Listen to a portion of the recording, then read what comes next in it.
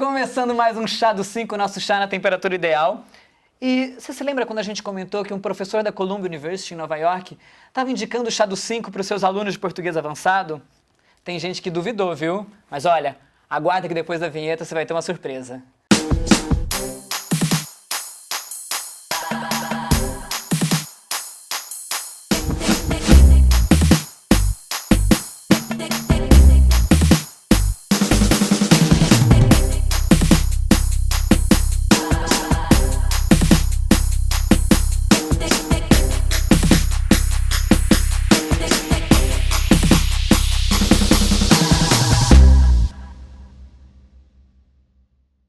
E aí, tá preparado para a surpresa? Porque aqui do meu lado está justamente ele, João Neme. Ele é professor da Columbia University. Teacher. E doutor em teoria e pedagogia queer. Professor. Professor, tá vendo? É bom que tem aula aqui também pra te dar umas cortadas Tá, aqui. agora por que a diferença? Aquele que já quer ter aula de inglês no programa, brincadeira. Muito obrigado pela presença, João. Obrigado, Johnny. Vai ser isso o programa inteiro. Vai. Inteiro. Já vou começar falando o que a gente vai abordar hoje, assim. Eu brinco que um subtítulo para o programa de hoje pode ser Nos Tempos da Escola. Afinal, a gente discute muito como é a nossa relação, como foi a nossa relação no universo escolar, com relação à sexualidade e tudo, e como ela, hoje em dia, vem, enfim, ganhando uma amplitude com relação ao termo queer e tudo mais. A gente vai conversar um pouco sobre isso. Só que até para começar a entender, eu já vou jogar para o Ti.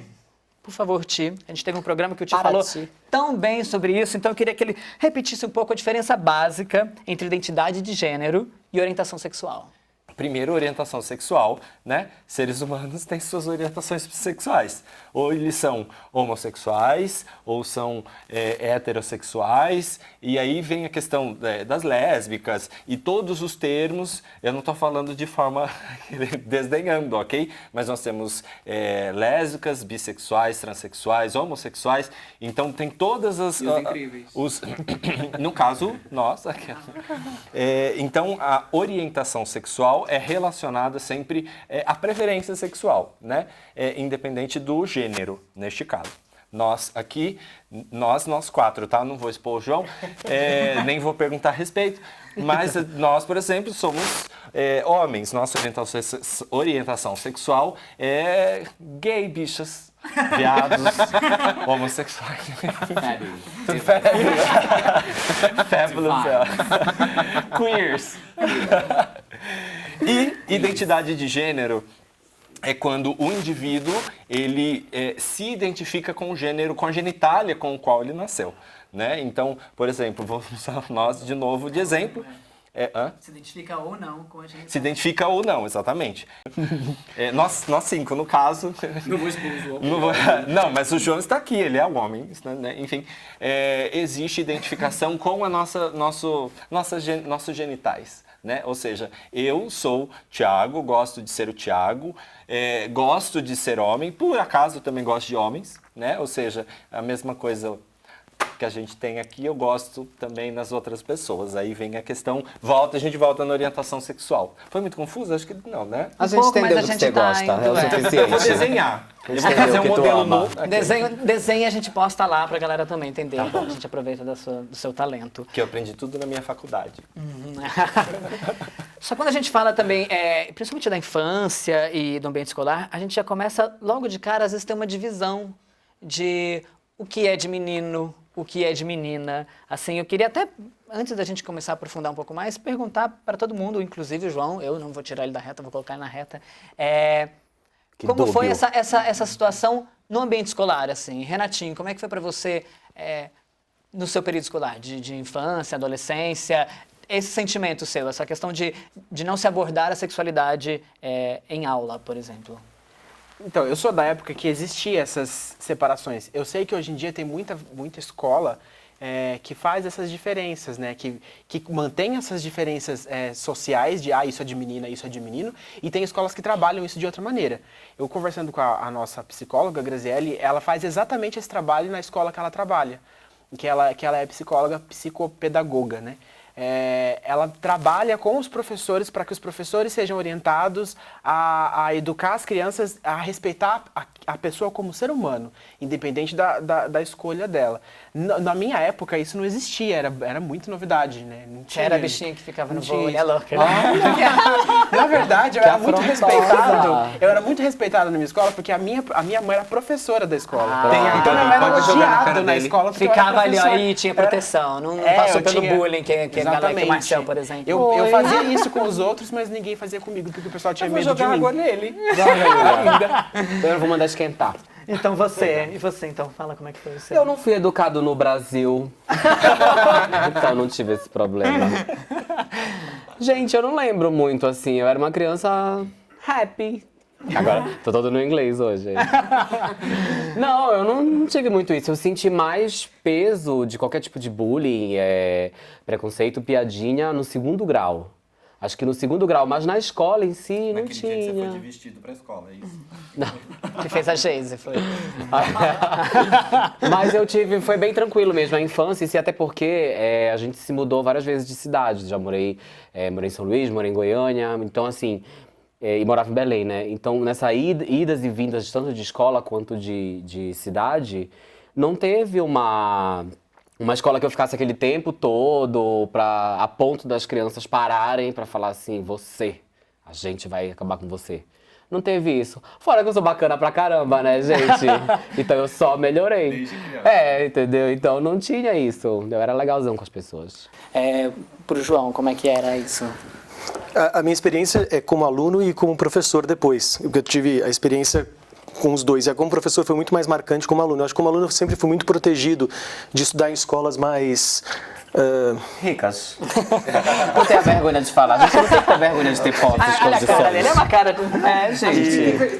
Tem que ter vergonha de ser pobre. Não, gente, pode falar. Mas, e na escola, assim, na minha época que ainda era colegial, já existia grupos de estudos, grupos de base, para discutir ser humano. Então eu fui muito protegido na escola como aluno. Então todo mundo conversava, todo mundo sabia. Eu saí do armário muito cedo, ainda na escola, e não era só eu, eram vários meninos e meninas. Então foi tranquilo. Uma turma que se uniu do amor. Exatamente, foi isso mesmo. Saiu. E vem. Já saiu Foi isso.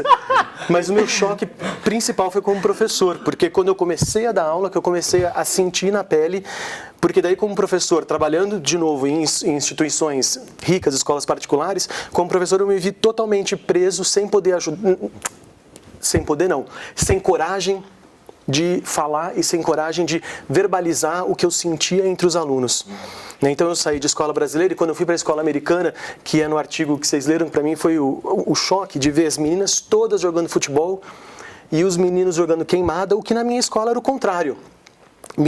Todo mundo sabe, menina não joga futebol no Brasil. E era o contrário, as meninas só jogavam futebol e eram grandes atletas. E isso começou a mexer comigo, eu falava, como que eu posso lidar com isso? E aí foi quando começou a surgir a pesquisa, os artigos, porque essas nossas relações que são super opressoras, elas são absolutamente construções culturais, que podem mudar de tempo, de espaço, de grupo social, e a gente se oprimir. Eu assumo a minha culpa como professor durante muitos anos em escola no Brasil, que eu me silenciei durante vários e vários momentos de violência contra outros alunos, contra outros professores, violência contra mim como professor, com medo de perder o emprego, com medo de sair do armário como adulto, porque a gente sempre teve essa questão. Eu saí do armário muito cedo com todos os meus amigos, mas no meu modelo como profissional demorou.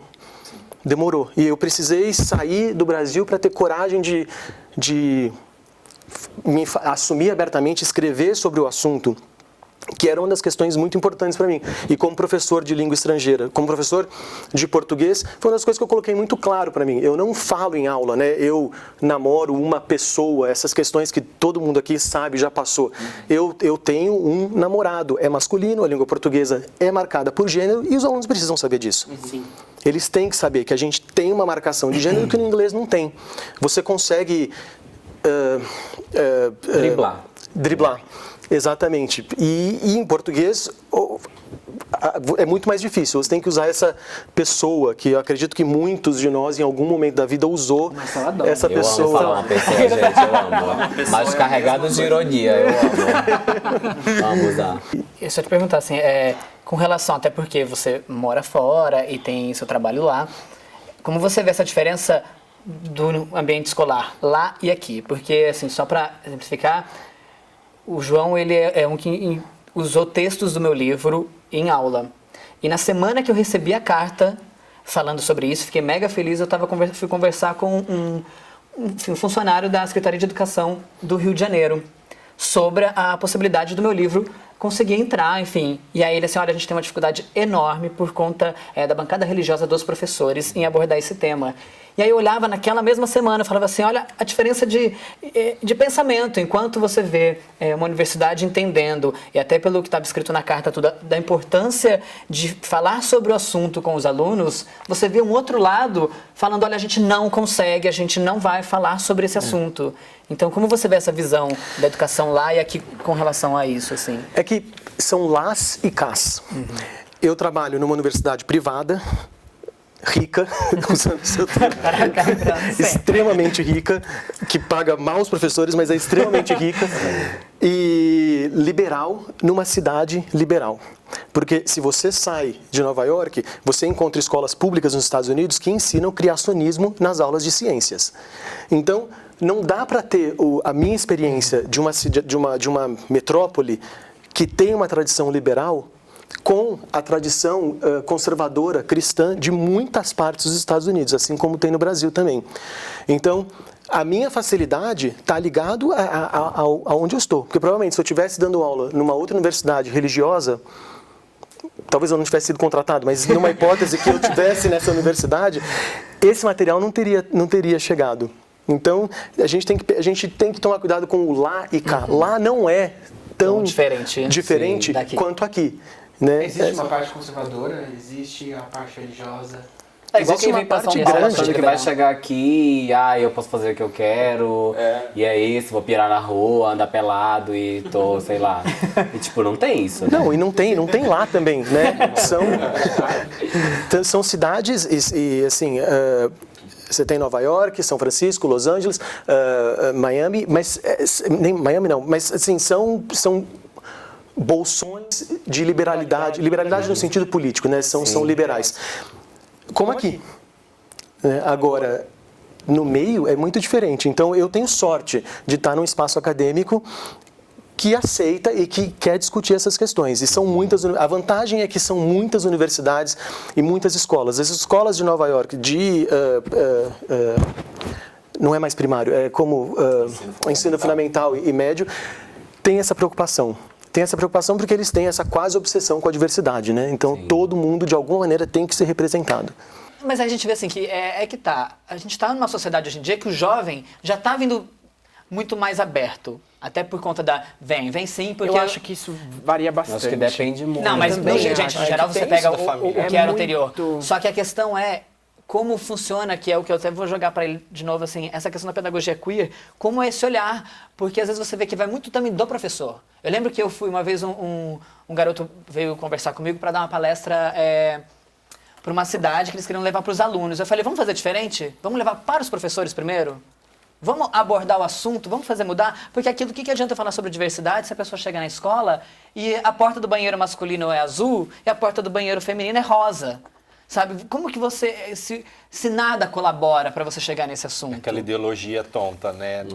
Super antiga, patriarcal, né? Então assim, vai muito também da postura. Eu já dei palestra para professores e foi incrível. E eles falavam, eu sei que eu tenho dificuldade em falar disso em aula, em abordar qualquer questão de sexualidade em aula, mas eu quero entender como eu consigo fazer isso dentro das minhas limitações. Então, porque assim, é delicado, né? Você tá falando, a relação não é você e a criança. É você, a criança e os pais por trás da criança que vai chegar em casa e vai falar, o professor hoje falou isso, isso e isso. Dependendo de como o pai vai direto em cima do professor Imagina a Ou- criança vira pros pais e pai, o fulano é homossexual. Entendeu? Essa é a maior preocupação dos professores. Eu tenho amigos professores, eu e meus amigos, né, gente? E é desse jeito, a preocupação deles é essa, porque não é a relação com a criança, ela pode ser saudável, só que criança é aquilo, né? Ela é um eco. Mas Então- é que a gente tem que tomar... Não pode ser um problema. Essa é a grande questão. Então, por exemplo, uma das coisas que eu falo muito com professores é o seguinte: se alguém numa escola, na sala de aula, chega para o outro moleque e fala assim, você é gay, a abordagem não deve ser não xingue essa criança, porque ser gay não é ofensa. Sim. Então, isso já resolve metade do problema. Se a gente começar a entender que ser gay, ser sapatão, seja lá, não é ser mulherzinha, menininha, isso é um outro grande problema. É um outro grande problema, porque a gente ainda tem essa questão patriarcal, onde a mulher ela está sempre subjugada. Ser mulher é uma ofensa em todo e qualquer nível. A escola tem que fazer isso. Não tem, eu vou brigar até o fim dos dias. A gente tem que ser responsável por isso. A gente tem que assumir uma posição feminista, a gente tem que assumir uma posição de luta contra isso. Porque ser mulherzinha não pode ser ofensa. Isso já, se o professor começa a lidar com isso, se os outros colegas começam a lidar com isso, já é meio caminho andado. Quando teve a questão do kit gay nas escolas, muito se falava de que agora vai induzir a isso. Então, eu lendo o seu E artigo... kit gay é um nome ridículo, né? que já começa Dá a por aí. impressão que vem uma camisinha, começa um negócio aí, né? de chuca doméstica e mais alguma coisa. É super reducionista, né? dildo, sim, um dildo. Gay é só uma de todas as nossas possibilidades, né? De todas as nossas orientações. Então, quando você chama de kit gay, já é super reducionista. Já era errado ali. E as pessoas tinham esse medo, de dizer que vai estimular e tudo. E lendo o seu artigo, inclusive falava da questão da pedagogia queer, que, na verdade, ela tá para ampliar, né, assim, para ampliar o olhar nesse sentido. Não, você não ignora a questão heterossexual dentro do seu dia a dia, né, assim, fala um pouco... A questão do queer é o seguinte, o queer tem um histórico nos Estados Unidos, a gente tem que sempre pensar, quando a gente estiver usando aqui no Brasil, qual é o nosso histórico e se esse termo cabe para nós ou não. A minha tese, o trabalho acadêmico todo foi em cima disso, né? Até que ponto esse termo serve ou não para nós aqui no Brasil. Então, o queer era uma ofensa em inglês que foi apropriada primeiro pelo movimento, depois pela academia, em resposta a uma certa institucionalização dos Gay and Lesbian Studies, porque eles partem do princípio de que Gay and Lesbian Studies nos anos 80 representava muito o homem branco de classe média, que é o gay padrão que a gente vê na televisão hoje americana, né? Que é uma grande crítica ao movimento gay americano, que exclui trans, exclui lésbicas, exclui negros, latinos, que essa questão racial nos Estados Unidos é muito forte. O Renato, se fosse hétero. Olha essa cara, gente, de quem tem fazenda. Olha isso, gente. Cara de rico.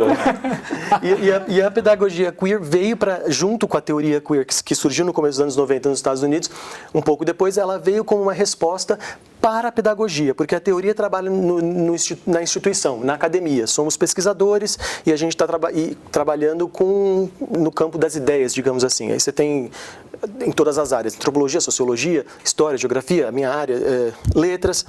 E a pedagogia veio para tentar responder essas questões na educação. Vendo um sistema opressivo na escola, que a gente chama heteronormativo, né, que a gente parte de um princípio de que a pessoa é heterossexual e, no caso dos Estados Unidos, onde a questão racial é mais forte, branca, e depois você tem todas as outras dissidências, né, que eles chamam de dissidências sexuais, raciais e culturais. E a pedagogia queer tenta discutir essa questão, tenta discutir justamente isso. Vamos tentar quebrar o nosso conceito de heteronormatividade, inclusive dentro do nosso meio, dentro do grupo gay, que é o caso da efenofobia, que ela parte de um princípio heteronormativo, que é essa fantasia, que eu chamo de fantasia, dessa masculinidade. Qual é o nome da fobia que eu não entendi? Efeminofobia. Feminofobia. Que é a gente tem uma certa fantasia de que existe um padrão heteronormativo, mesmo entre os gays, que a gente tem que se comportar de tal maneira que seja máscula, seja qual for essa maneira, porque até se você perguntar, ninguém vai conseguir te mensurar o que é ser macho, né? É o Antônio Fagundes dos anos 80, não tem... Assustador. Eu pensei que não gostei. Tem do gado? Não, eu separo bem isso, sabia?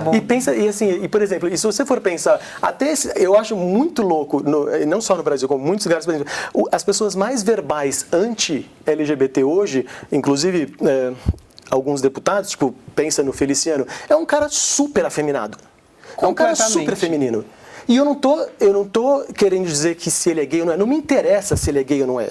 Essa não é a questão. Não é ofensivo, é porque é de fato. Exatamente. Né? Mas é um cara que é feminino. É um cara que incorpora o estereótipo, que pra mim é um estereótipo, o alisamento do cabelo, as joias, talvez maquiagem. Maquiagem. Isso tudo é um estereótipo, Sim, né? essas coisas. Mas ele incorpora todos esses estereótipos.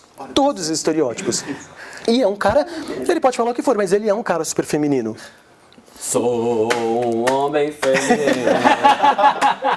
E não é o único. E a gente vive, e a pedagogia queer tenta justamente quebrar esses nossos padrões. Né? Então, assim, mostrar que, olha, a sua orientação sexual não define a sua identidade sexual, como não define a sua prática social. Né? A nossa convenção de que vestidos são para mulheres é uma convenção cultural, é uma convenção nossa, ocidental. Porque qualquer convenção que a gente tiver em relação de prática sexual, ela é cultural de um determinado momento. Seja beijo, tem país que se beija, tem país que não se beija, seja abraço, seja vestido, seja maquiagem. São convenções. E a gente tem uma opressão, além de heteronormativa, uma opressão ocidental, que é essa opressão anglo-europeia, que é o nosso padrão estético, ainda hoje, né? Que é esse homem, essa mulher, brancos, que é o que veio da Europa, né? Eu tenho um pouco de dificuldade. Você. Pois é, estamos aqui gente. com o modelo pra dizer sobre Vai isso. falando, eu vou mostrar. Não, eu tenho um pouco de dificuldade em alcançar essa opressão. Porque, naturalmente, se nós estamos aqui é porque a gente tem um patamar alto de abertura, de entender o próximo, de, sabe, olhar para as pessoas como pessoas, não como pessoa de rótulo tal. Aspas, Então, né? assim, Você fala na cara do meu pai que eu sou viado, ele enfia a mão na minha cara. Não, Até então, hoje, mas mesmo pagando minhas contas. Não, sim. Pai, ignora. Mas ele vai virar porque ele é teu pai, né? Não porque... Não, olha só, gente. O que eu penso em relação a isso? Eu separo bem isso. Eu fico me perguntando, wondering. Eu amo essa palavra. Gente, ele tá Americano. Qual é o problema? Qual é o problema em ser diva? Assim, Né? juro. Nenhum. Qual o problema? Eu particularmente, Marcel, não gosto de gente escandalosa. Então não me interessa se você tá vestido de menino, mas sua unha tá pintada, sabe? Sei lá, tá de batom, qualquer coisa do tipo. Se a pessoa for escandalosa, sabe, esparreta, que barraqueira, eu não gosto. Mas se ela é uma diva, uma queen maravilhosa, gente, eu juro. E quando eu olho alguém que é muito assim, fierce, na rua, gente, quando a pessoa é muito... Eu tô comentando, eu não comecei, sabe? eu vou parar Não, de eu entender olho, essas eu acho o palavras. máximo, porque eu falo, gente, que bom que a pessoa acorda, se olha no espelho, eu sou assim e ponto, acabou. E eu às acho que é difícil vezes... sair na rua assim. É difícil, aqui no Brasil, sim. principalmente. Outra coisa, bicuda na rua. Gente, o que as pessoas Facada agora. confundem muito, que eu acho que é o mais importante ressaltar, é que não é, às vezes, na maioria dos casos, não é afronta. Eu não vou sair assim porque eu quero te afrontar e mostrar que eu sou assim, pronto. Não, eu vou sair assim porque eu tô confortável comigo e pronto, acabou. Sabe? Então, deixem de preconceito mesmo, de olhar ou de se achar superior, que eu acho que é a pior parte, com quem é macho feminino ou afeminado, não importa. Porque não tem dessa, gente. Né? A gente tá em 2015. Em 2015. E é isso que... Porque a gente tem, assim, é claro que utopicamente falando, nos meus pensamentos utópicos, a gente teria que partir o que é que muita gente tem. Tipo, a Miley Cyrus agora, recentemente, ela falou sobre isso, e a Susan Sarandon também falou sobre isso agora, sobre essa fluidez do gênero. Então tá, utopicamente isso seria um ideal, né? Que a gente tem essa fluidez, que a gente não tem o masculino e o feminino, mas a gente tem. E a gente não vai conseguir quebrar isso de uma maneira fácil. Do nada, né? Mas se a gente, pelo menos, assumir os nossos padrões, os nossos estereótipos, mas permitir que as pessoas possam transitar entre esses estereótipos, eu não estou dizendo de identidade, eu estou dizendo entre vida mesmo, né? Tipo, usar um vestido, ou então, como, por exemplo, como chama a ganhadora do Eurovision do ano passado, que cantou Rise Like a Phoenix, que era aquela mulher que o nome é genial, né? Porque Conchita pode falar buceta em espanhol, e Wurst é pinto em alemão. Então, assim, ela tem e ela é suíça, então ela tem essa genialidade no próprio nome, de barba e de vestido, uma mulher de barba.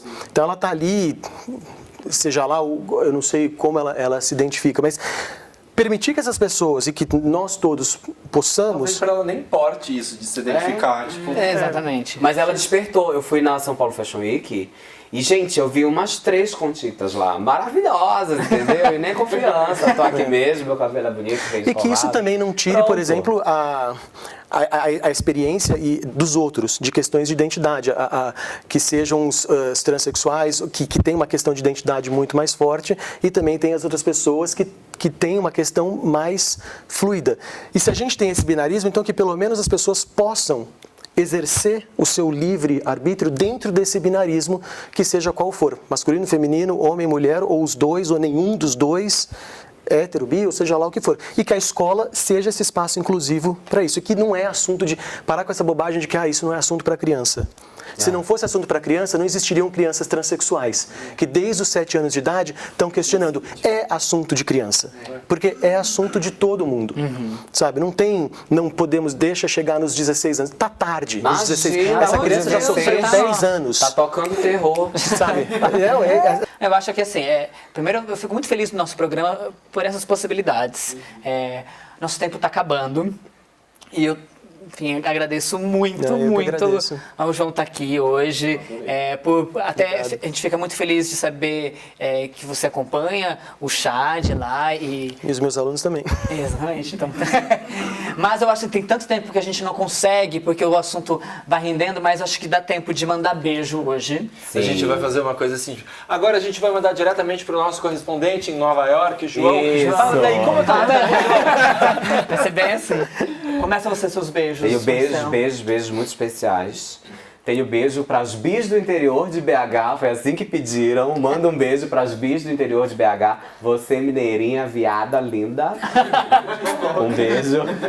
Gabriel Torres, de Goiânia, Goiás. Quero mandar um beijo pro meu amigo Felipe Duque, que está aqui hoje na nossa plateia assistindo, direto da Bahia para São Paulo, de São Paulo para o mundo. E do meu dermatologista Marcos Fernandes, que também tá ali. Pega o Felipe e tá tudo em casa.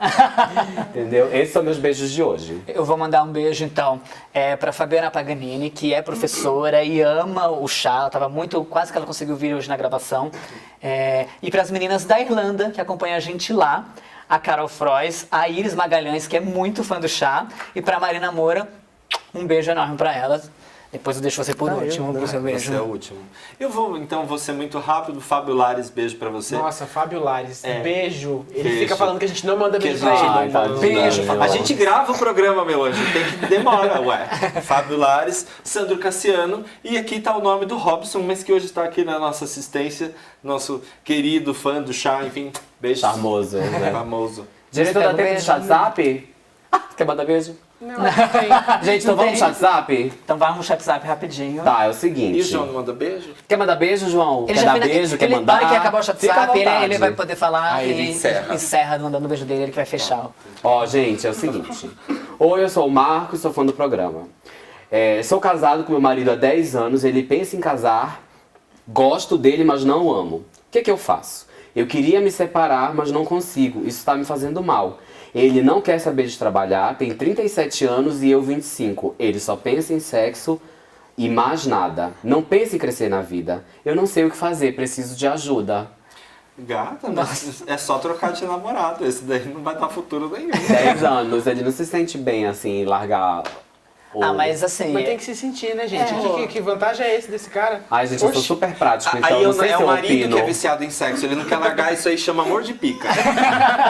Você Eu tinha acho. 15 anos quando começou. também fiquei pensando nisso. Todo Você mundo tinha tá pensando 15 na idade, anos, eu tinha 15 anos. É, Você É tem amor de 25, pica. é, é gente. verdade, gente. Tem muita coisa pra você conhecer, muita gente bacana. Eu acho que, ó... Tem uns aplicativos Tem muito Grindr, pênis que Hornet. trabalha. Pênis Muito trabalhador. pênis que trabalha, aposte neles, tá? E viciado em sexo também, só que Também. ganha dinheiro. Exato. Então agora eu vou deixar pro João mandar um beijo e, Eu? enfim, e a gente também já agradecer muito a sua presença novamente. Ah, assim, obrigado, fica à vontade. João. Thank you. Eu deixo o meu beijo pra vocês, porque eu fiquei super feliz de estar aqui. Eu gosto mesmo do programa, assisto com os alunos em aula e deixo pra vocês o beijo e agradeço muito de estar aqui e poder falar sobre o meu trabalho. E quem Minha quiser, gente, pesquisa. ó, vai estar Você lá. não vai começar a mostrar só esse programa pros seus alunos, né? Vai- Aí todo ele Mostra só vai tudo. mostrar Esse que eu tô. esse que você tá. João, pra achar seu trabalho, ler seus textos. Vai estar todo lá na... Vai. Vai Tem esse informações. artigo que já está publicado online por uma revista. É que assim, trabalho de professor universitário é aquela coisa meio chata, acadêmico, é revista acadêmica, mas tem todo o meu trabalho lá e também depois a gente põe também tem o meu trabalho como escritor que também que também vai estar lá. Sim, a gente vai colocar Pra todas as informações escrever. iguais às informações do chá, né? Pra seguir, se não se inscreveu, pelo amor de Deus, já passou da hora. Isso. Já passamos de 5 mil inscritos, a gente agora a nossa meta é 10. Na verdade, a depois minha meta é 50, depois já 100. tô na 50, já tô focando lá. Eu também prefiro, gosto de 50. Então, muito obrigado mesmo por estar com a gente até o finalzinho desse programa incrível, que eu adorei, acho que todo mundo. Adorei. E acho que é muito importante, tanto para pais, alunos e professores, poder participar de uma conversa, uma discussão como essa. Ser humano, né, gente? Informação. Sim. tem que ter. Um beijo, então, e até a Beijo. próxima semana. Um beijo, gente. Um brinde, né, gente? Um brinde com o João aqui. Como que é? Johnny. Não tá à volta. Por que a temperatura? Não entendi. Chá? Oi, querido. Obrigado. Peraí. Você desconcentra quando tá do meu lado, diretor? Sim, porque Isso é você o não que é? para, né? É muito amor. Tila da... A louca. Do Kit Gay. Obrigado. Curtiu, gente. Isso é gay? Isso é gay? A louca. Professores de homossexuais, o quê, diretor? Voltando, vai voltando.